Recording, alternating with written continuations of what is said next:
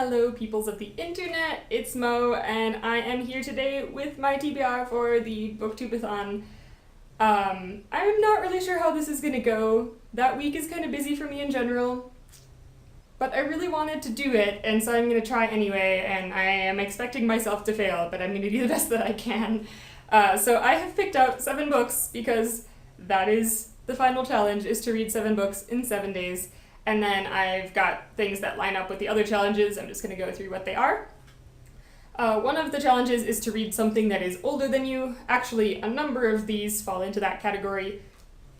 First of them is The Scarlet Pimpernel by Baroness Orczy. I've been meaning to read this for forever, haven't got around to it, so I figured it would be a good time to pick that up. Another one of the challenges is to read something by a favorite author. So I'm going to be picking up Radiance by Catherine Valenti. I love her work, and I got this a number of months back, and I started it, and then I got distracted by other things, and so I'm going to pick it back up again and try to finish it. That is the longest one on my TBR, so we'll see how it goes, but fingers crossed. Next was a book that you found out about or that you're reading because of Booktube. So I'm going to be reading Lagoon by Nydia Okorafor.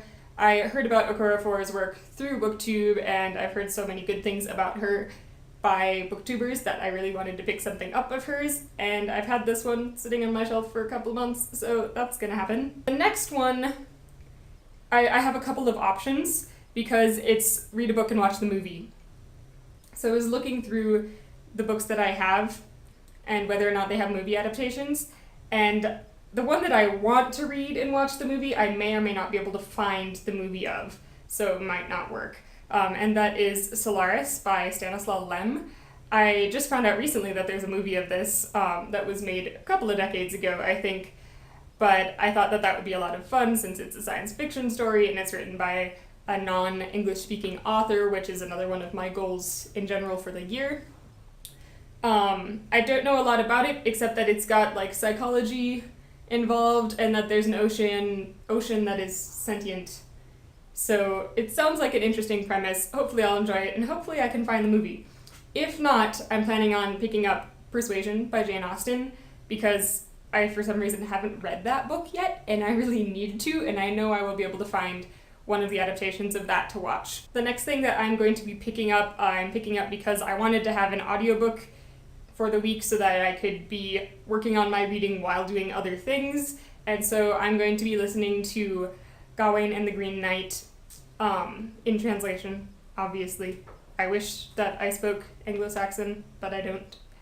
And so yeah, I'm going to be doing that. I may also switch out one of the others for an audiobook if I finish it up early, but plan is that I will not be. Also, it fits into my poetry goals for the year, so I'm trying to kind of hit multiple bases with all of these.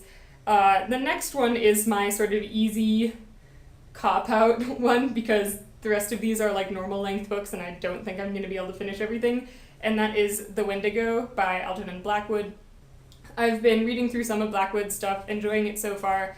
This is like somewhere between a short story and a novella. It's like 60-some pages, but I have it, it's like as its own copy, it's not bound up with anything, so I'm counting it as a separate book. So that one I should be able to get through fairly quickly, and I'm planning on using it as my read-only after sunset challenge book because it's shorter, so it probably shouldn't be too much of a problem, and it may or may not be a good idea because it's the only horror item on this list, but yeah, we'll see how that goes. And then lastly, there's a challenge, read something with yellow on the cover. And for this, I have a bind-up of 3 novellas by Ray Bradbury that includes Now and Forever, Somewhere a Band is Playing, and Leviathan 99.